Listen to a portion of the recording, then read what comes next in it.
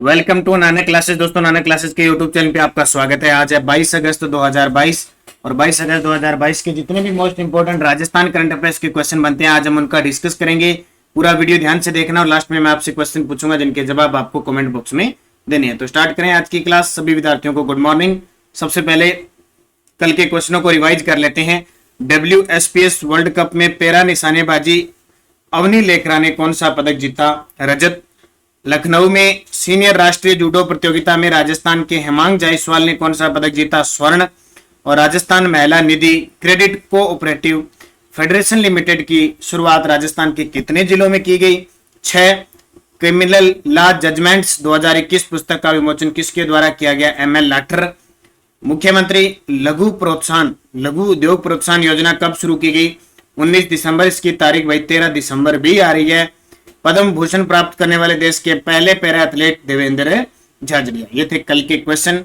कल संडे था, weekly test भी आपको उपलब्ध करवा दिया। और हमारा जो राजस्थान जीके टेस्ट का ये ध्यान रखना, कोई भी विद्यार्थी अब हमारे नानक क्लासेज ऐप में कोई टेस्ट ले तो ये राजस्थान जीके टेस्ट, ये जो हरे रंग का कलर है 7 PM ये टेस्ट ले। एक टेस्ट और है हमारा 50 क्वेश्चन 50 दिन 50 रुपए, वो मत लेना, ये लेना आपको प्रतिदिन 50% वाला, ताकि आप रोज का शाम को 7 बजे टेस्ट दे सको और सुबह की करंट की क्लास के क्वेश्चन भी इस टेस्ट में उपलब्ध होते हैं। तो नानक क्लासेज ऐप को डाउनलोड कीजिए। स्टार्ट करते हैं आज के क्वेश्चन। उत्तर पश्चिमी रेलवे जोन का पहला रेल कोच रेस्टोरेंट कहां खुलेगा? उत्तर पश्चिमी रेलवे जोन का पहला रेल कोच रेस्टोरेंट कहां खुलेगा? आज तक आपने यही सुना है कि रेलवे के अंदर जब हम सफर करते हैं तो वहां हमें भोजन मिलता है, पैसे के बदले भोजन दिया जाता है। लेकिन उत्तर पश्चिमी रेल जोन अपना पहला रेल कोच रेस्टोरेंट, यानी गाड़ी खड़ी होगी उसके अंदर भी आम जनता को भी वहां खाना मिलेगा। तो पहला रेल कोच रेस्टोरेंट कहां खुलेगा? बाड़मेर के अंदर। कहां पे? बाड़मेर में। देखिए क्या है, उत्तर पश्चिमी रेलवे जोन का पहला रेल कोच रेस्टोरेंट बाड़मेर में खुलेगा। खड़े डिब्बे में बिना टिकट खाने का लुत्फ उठा सकेंगे। खड़े डिब्बे में बिना टिकट खाने का लुत्फ उठा सकेंगे। खाने के लिए पैसे चुकाने होंगे। एक साथ 70 से 75 लोग बैठ सकेंगे। गैर यात्री भाड़ा आय बढ़ाने की दिशा में रेलवे का यह नया नवाचार है। जैसे अपने बैठ के होटलों में वगैरह खाना खाते हैं ना, उसी प्रकार रेलवे ने एक स्टार्ट किया है कि उनके डिब्बे में आप सफर करें न करें, आपके पास टिकट है नहीं, आप जाके खाना खा सकते हैं और एक साथ 70 से 75 लोग खा सकते हैं, लेकिन वही उस खाने का पैसा आपको देना पड़ेगा। ये रेलवे विभाग ने अपने गैर यात्री भाड़ा आय बढ़ाने की दिशा में रेलवे का ये नवाचार है। तो कहां पे? उत्तरी रेलवे जोन। अब आपको पता है अपने भारत के अंदर टोटल जोन कितने हैं? 18 जोन है। अब पूरी चर्चा करते हैं अपने रेलवे पर। देखिए, बूस्टर डोज। वर्तमान में भारतीय रेलवे के देश में 18 जोन 73 मंडल है। 27 फरवरी 2019 को देश का 18वां रेलवे जोन दक्षिणी तट रेलवे को बनाया गया, जिसका मुख्यालय विशाखापट्टनम है। राजस्थान में 2 रेलवे जोन और 5 मंडल कार्यरत है। अब ये आपके लिए इंपॉर्टेंट है क्योंकि रीट के भी अंदर भी एग्जाम में ये राजस्थान का परिवहन का टॉपिक सब में है लगभग। उत्तरी पश्चिमी रेलवे जोन, देखो राजस्थान में 2 रेलवे जोन है, 5 मंडल कार्यरत है। उत्तरी पश्चिमी रेलवे जोन जिसमें जयपुर, जोधपुर, अजमेर, बीकानेर मंडल आते हैं, मुख्यालय इसका जयपुर। अब किसी ने ग्रुप डी का फॉर्म भरा होगा, जयपुर, अजमेर, अभी उनका केयों का लगभगों का राजस्थान के संदर्भ में बहुत सारों का दिल्ली और जम्मू कश्मीर पेपर आ रहा है। 1,03,000 जो पोस्ट है उसके एग्जाम शुरू हो चुके हैं, प्रथम चरण में एग्जाम शुरू हो चुके हैं। तो जो भी विद्यार्थी जिसने भी फॉर्म भरा है वो पेपर जरूर देके आए। कहीं ऐसे मत सोचे कि दूर पेपर है हम नहीं देखे, क्योंकि आपने जो 500 रुपए भरे हैं ओबीसी है या, तो उनको वापस भी 400 रुपए अगर आप एग्जाम देके आते हो तो मिलता है पूरी प्रक्रिया। और बाकी एग्जाम देके आना, क्योंकि मेरिट 50% लोग जा रहे हैं, तो मान के चलो जो जिसका पेपर ही पास हो गया वो रेलवे में श्योर है।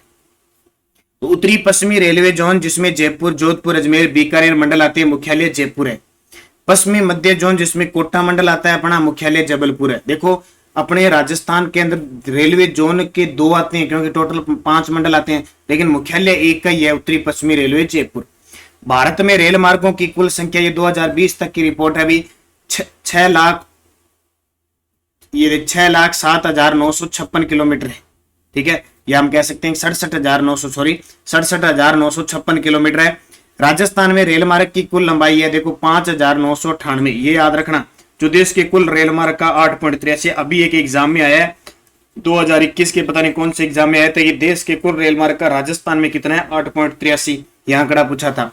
रेल मार्गों की दृष्टि से राजस्थान का उत्तर प्रदेश के बाद दूसरा स्थान है और राजस्थान में रेल मार्ग घनत्व है 17.52 किलोमीटर। ये इंपॉर्टेंट है आपके लिए, याद रखना। अगला प्रश्न देखिए, राजस्थान में संचालित निक्षय कवच योजना का संबंध किससे है? राजस्थान में संचालित निक्षय कवच योजना का संबंध किससे है? टीबी संक्रमण की रोकथाम हेतु। टीबी संक्रमण की रोकथाम हेतु निक्षय कवच योजना संचालित है। तो क्या है ये? टीबी संक्रमण के रोकथाम हेतु प्रदेश में रक्षा कवच योजना संचालित की जा रही है। गंभीर क्षय रोगी को सरकार 2 स्पीटून कप, 10 मास्क और 10 लीटर फिनोल उपलब्ध करवाए जा रहे हैं। निक्षय पोषण योजना के अंतर्गत उपचार की पूरी अवधि तक 500 रुपए प्रति माह दी जाएगी। यानी कोई टीबी से संक्रमित है कोई भी व्यक्ति, उसे सरकार जब तक उसका उपचार पूरा नहीं होता प्रति माह 500 रुपए देगी। इसके अलावा 10 मास्क, 10 लीटर फिनोल और 2 स्पीटून कप उपलब्ध करवाएगी। तो याद रखना इतना ही। निक्षय रक्षा कवच योजना का संबंध किससे है? निक्षय कवच या रक्षा कवच योजना का संबंध है टीबी संक्रमण की रोकथाम है। तो ये क्वेश्चन एग्जाम में आपसे पूछा जाएगा। जितने भी अब यहाँ योजना है ना, ये परीक्षा की दृष्टि से इंपॉर्टेंट है। तीसरा प्रश्न देखिए, राज्यपाल कलराज मिश्र द्वारा पुस्तक कला मन का लोकार्पण किया गया, ये किसके द्वारा लिखित है? राज्यपाल कलराज मिश्र द्वारा पुस्तक कला मन का लोकार्पण किया गया, किसके द्वारा लिखित है? और आरपीएससी फर्स्ट ग्रेड के अंदर स्पेशल टॉपिक है भारत की नवीनतम पुस्तकें व लेखक। उसका कल ऐप के अंदर आपको टेस्ट मिल चुका है, तो आज मिल जाएगा आपको, अगर नहीं मिला है तो पूरी जितनी भी नवीनतम बुक है उनका। तो पुस्तक कला मन का लोकार्पण किया गया, किसके द्वारा लिखित है? डॉक्टर राजेश कुमार व्यास द्वारा। यहाँ देख सकते हो, ये है हमारे राजस्थान के राज्यपाल कलराज मिश्र जी, जिनके द्वारा ये पुस्तक राजभवन जयपुर के अंदर भारतीय सांस्कृतिक संबंध परिषद कला संवाद के अंदर कला मन का लोकार्पण किया गया। तो राज्यपाल कलराज मिश्र और भारतीय सांस्कृतिक संबंध परिषद के अध्यक्ष डॉक्टर विनय सहस्त्रबुद्धे ने राजभवन में आलोचक डॉक्टर राजेश कुमार व्यास की पुस्तक कला मन का लोकार्पण किया। इस पुस्तक में संगीत, नृत्य, नाट्य, चित्रकला व अन्य प्रदर्शनकारी कलाओं से जुड़े महत्वपूर्ण वैचारिक निबंध संकलित है। तो आपको बस थोड़ा सा याद रखना है, विमोचन किसने किया? कलराज मिश्र ने।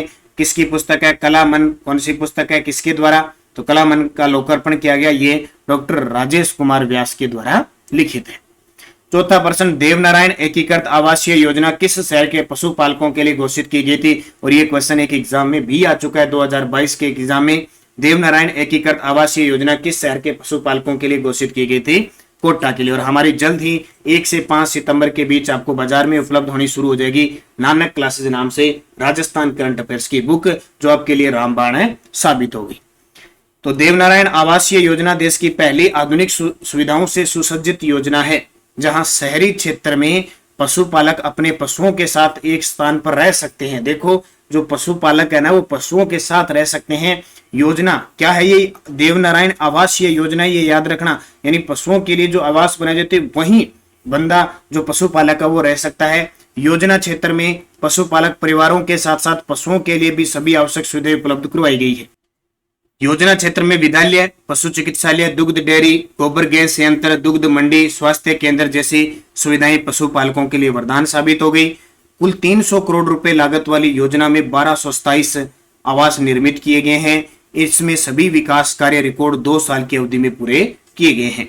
योजना का अध्ययन करने मध्य प्रदेश, गुजरात के अधिकारी और विदेशों से भी आ चुके हैं। इस योजना को देखने के लिए किस प्रकार का सिस्टम है, ये मॉडल है, तो ये बहुत इंपॉर्टेंट है। अभी देवनारायण आवासीय योजना देश की पहली आधुनिक सुविधाओं से सुसज्जित योजना है, जहां शहरी क्षेत्र में पशुपालक अपने पशुओं के साथ एक स्थान पर रह सकते हैं। और इसकी शुरुआत कहां से हुई है? कोटा जिले से हुई है, ये आपको याद रखना है। अगला प्रश्न देखो, प्रदेश के शहरी क्षेत्रों में खनिज भंडार चिन्हित किए गए हैं, इनमें से कौन सा असत्य है? प्रदेश के जो शहरी क्षेत्र है वहां पे खनिज भंडार चिन्हित किए गए हैं, उनमें से कौन सा असत्य है? जैसे जयपुर, जोधपुर, अजमेर, भीलवाड़ा, जैसलमेर, बीकानेर, यहाँ इन शहरों में चिन्हित किए गए हैं। तो देखो, जैसे चिज्जा पत्थर जयपुर अजमेर में, पीला चूना पत्थर जैसलमेर में, ग्रेनाइट अजमेर में, सिलिका सैंड जयपुर में, ये असत्य है। सिलिका सैंड है वो बीकानेर में चिन्हित किया गया है। अब देखो, प्रदेश के शहरी क्षेत्रों में खनिज भंडार जयपुर, जोधपुर, बीकानेर, जैसलमेर, अजमेर और भीलवाड़ा में चिन्हित किए गए हैं, जिनमें चिज्जा पत्थर जयपुर अजमेर, सैंडस्टोन जोधपुर, पीला चूना पत्थर Jaisalmer, granite Ajmer, ball clay Bikaner, silica sand Bikaner, iron Bhilwara और मेसनरी स्टोन भीलवाड़ा के अंदर चयनित किए गए। तो प्रदेश में शहरी क्षेत्रों में खनिज भंडार चयनित किए गए, इनको याद रखना हो सकता है। इनमें से सीधा पूछ ले, बालकले के लिए बीकानेर, पीला चूना पत्थर के लिए जैसलमेर, ग्रेनाइट के लिए अजमेर, सैंडस्टोन जोधपुर। तो ये जिले देखो, जयपुर, जोधपुर, बीकानेर, जैसलमेर, अजमेर, भीलवाड़ा में चयनित किए गए हैं। अगला प्रश्न देखिए, 20 अगस्त को Rajiv Gandhi centre for advance technology, जिसको हम कहते हैं आरकेट RCAT का उद्घाटन कहां किया गया? तो कल 20 अगस्त थी, हम सद्भावना दिवस के रूप में, परसों थी 20 अगस्त, सद्भावना दिवस के रूप में राजीव गांधी जो पूर्व प्रधानमंत्री भारत रत्न राजीव गांधी जी की जयंती को बनाते हैं, उसके उपलक्ष्य में Rajiv Gandhi centre for advance technology RCAT यानी आरटेक का उद्घाटन कहां किया गया? मुख्यमंत्री अशोक गहलोत जी ये कर रहे हैं, जयपुर के अंदर इसका उद्घाटन किया गया। तो देखिए, देश में एडवांस तकनीक का पहला फिनिशिंग स्कूल जयपुर शहर में शुरू होगा। ये कल परसों मैंने प्रश्न बता दिया, इसलिए ज्यादा डिटेल नहीं लेके आया मैं। आरटेक की घोषणा वित्त वर्ष 2021-22 के बजट में की थी। वर्ष 2022 में इसे राजस्थान सोसाइटी पंजीकरण अधिनियम 1958 के तहत शामिल किया गया है।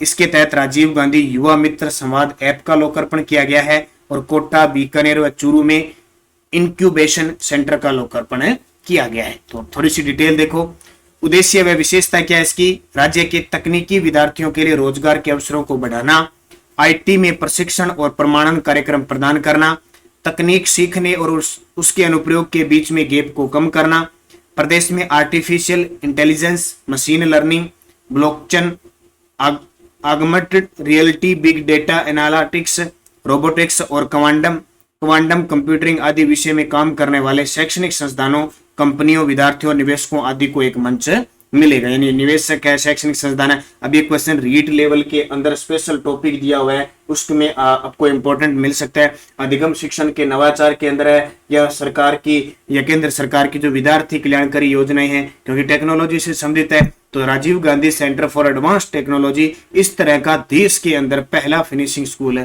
जयपुर शहर में शुरू किया जा रहा है और इसका उद्घाटन मुख्यमंत्री अशोक गहलोत ने 20 अगस्त के दिन राजीव गांधी के जन्म दिवस पर की गई। तो ये बूस्टर डोज है। उद्देश्य और देख लो, राज्य में उभरते स्टार्टअप को अनुकूल वातावरण प्रदान करना, नई कंपनियों को लॉन्च करने और विकसित करने के लिए निवेशकों, उद्यमियों और सलाहकारों का व्यापक नेटवर्क तैयार करना इसका उद्देश्य है। 7 नंबर क्वेश्चन देखिए, ये फ्लैगशिप योजना है और एक योजना आपको रोज मिल रही है। इंदिरा गांधी शहरी क्रेडिट कार्ड योजना के तहत कितने रुपए का ब्याज मुक्त ऋण उपलब्ध करवाया जा रहा है? इंदिरा गांधी शहरी क्रेडिट कार्ड योजना के तहत कितने रुपए का ब्याज मुक्त ऋण मिला है? ये 2021 के एग्जामों में इतनी बार आ चुका है, क्योंकि 2021-22 के बजट में इसको घोषणा की थी और कम से कम ये 6 से 7 बार ये क्वेश्चन आ चुका है पेपर में। तो कितने रुपए का ब्याज मुक्त ऋण उपलब्ध होगा? 50,000 रुपए। देखिए, शहरी क्षेत्र में स्ट्रीट वेंडर्स और सर्विस सेक्टर के युवाओं व बेरोजगारों को सब रोजगार व रोजमर्रा की जरूरतमंदों के लिए 5 लाख जरूरतमंदों को 50,000 रुपए तक का ऋण उपलब्ध करवाया जा रहा है।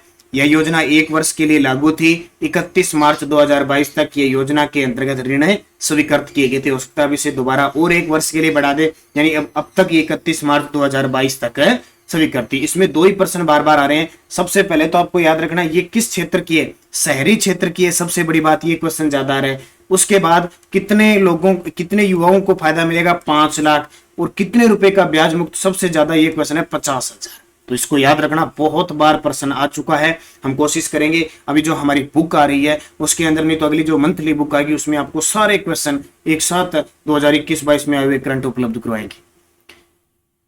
बूस्टर डोज देख लिए, ब्याज का जो 100% अनुदान है वो राज्य सरकार उपलब्ध करवाएगी। यह ऋण इन लाभार्थियों के लिए ब्याज मुक्त होगा। योजना के अंतर्गत लाभार्थियों को ऋण के लिए किसी भी तरह की गारंटी की आवश्यकता नहीं होगी। ऐसे बेरोजगार युवा जो 18 से 40 आयु वर्ग के हैं, जिन्हें किसी भी प्रकार का बेरोजगारी भत्ता नहीं मिल रहा, उन्हें यह लाभ मिलेगा।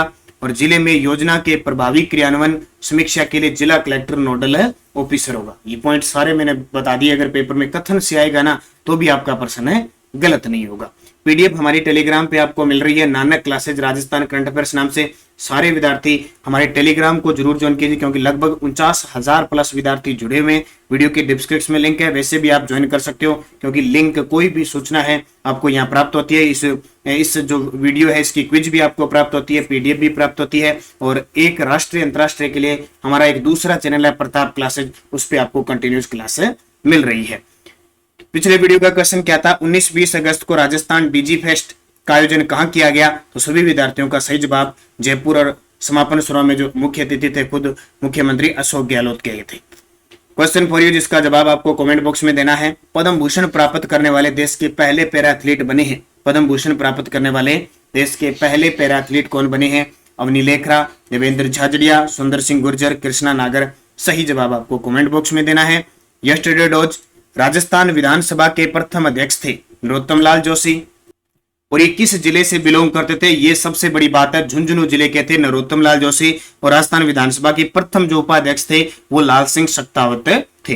नीमच में 1857 की क्रांति कब हुई? 3 जून 1857 को हुई थी, और नीमच उस समय मेवाड़ रियासत के अंदर आती थी। मेवाड़ रियासत के जिसके शासक कौन थे? स्वरूप सिंह थे, और पॉलिटिकल एजेंट सावरस थे। भाखड़ा नागल परियोजना का संबंध किन राज्यों से है? पंजाब, हरियाणा और राजस्थान से है। 2011 की जनगणना के अनुसार राजस्थान का ग्रामीण लिंगानुपात कितना? ये टॉपिक बहुत इंपॉर्टेंट है। हर एक टॉपिक को लेकर मैं क्वेश्चन बना रहा हूं। जो निरंतर पूरी क्लास देख रहे हैं ना लास्ट तक, उसको बड़ा फायदा होने वाला। पूरी क्लास देखें, निरंतर देखें, सबसे बड़ी बात है। तो 933 हमारा ग्रामीण लिंगानुपात है, जबकि शहरी लिंगानुपात हमारा 914 है, जबकि राजस्थान का जो लिंगानुपात है वो 928 है। वह मुगल बादशाह जो आलमगीर की उपाधि धारण करके गद्दी पर बैठा था, औरंगजेब बैठा था। औरंगजेब पहले बैठा था जब जैसे ही शाहजहां को इसने गिरफ्तार कैद किया था। पहले ये 1658 में बैठा था, और फिर दोबारा इसने जो दोराई का युद्ध लड़ा था, सामूगढ़ का युद्ध लड़ा था, 2-3 युद्ध लड़ने के बाद दोबारा फिर अपना राज्याभिषेक 1659 में करवाया था। इसलिए 2 बार राज्याभिषेक करवाने वाला शासक भी मुगल बादशाह औरंगजेब था, जिसे जिंदा पीर कहते थे, और ये 1707 में इसकी मृत्यु हुई थी। ये औरंगजेब। ये 5 क्वेश्चन बहुत सारे विद्यार्थियों ने शानदार जवाब दिए, उन सभी को हार्दिक शुभकामनाएं। नेक्स्ट डोज आपके लिए 2011 की जनगणना के अनुसार राजस्थान का ग्रामीण पुरुष साक्षरता कितनी है? देखो, ग्रामीण पुरुष साक्षरता और ग्रामीण महिला साक्षरता दोनों आपको अच्छे तरीके से याद रखनी है। कोशिश करो शहरी क्षेत्र की भी याद करो। एक एक पॉइंट याद करवा रहा हूं ताकि आपको अच्छे तरीके से याद हो जाए। प्रश्न देखो, बूंद बूंद से घड़ा बढ़ता है, प्रश्न कोई नहीं छोड़ना। गलत हमारा प्रश्न जीके का होना ही नहीं चाहिए। राजस्थान में कैमल सफारी कहाँ की प्रसिद्ध है? बड़ला सोलर पार्क फेज 4 की विद्युत उत्पादन क्षमता कितनी है? विश्व का सबसे बड़ा सोलर पार्क है बड़ला जोधपुर में, जिसकी 4 इकाइयां हैं। 2 इकाइयां काम कर रही है, अभी 2 जल्द ही शुरू हो जाएगी। तो चौथे की जो उत्पादन क्षमता कितनी है? अब चारों की याद रखनी है, पेपर में कथन आएगा। इंदिरा गांधी नहर की सूरतगढ़ शाखा किस जिले में? और बाबर और राणा सांगा के बीच कितने युद्ध हुए? 5 के जवाब आप सारे विद्यार्थी कमेंट करके दोगे अच्छे तरीके से। वीडियो को लाइक करना, शेयर करना। हमारे नानक क्लासेज ऐप को डाउनलोड कर लो, वीडियो के डिस्क्रिप्शन में भी लिंक है।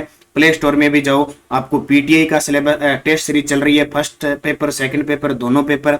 वनपाल वन रक्षक की टेस्ट सीरीज चल रही है, आरपीएससी फर्स्ट ग्रेड की करंट अफेयर्स की टेस्ट सीरीज चल रही है, राजस्थान जीके की चल रही है। जो 7 बजे आपको टेस्ट होता है, 9 बजे उसकी व्याख्या हमारी यूट्यूब पर क्लास मिलती है। इसके जो ये क्वेश्चन है ये भी उसमें टेस्ट के रूप में मिलते हैं। तो निरंतर अध्ययन करें अच्छे तरीके से। हम आपके साथ मेहनत कर रहे हैं, तो आप मेहनत कीजिए, सफलता आपको जरूर मिलेगी। धन्यवाद। जय हिंद, जय भारत।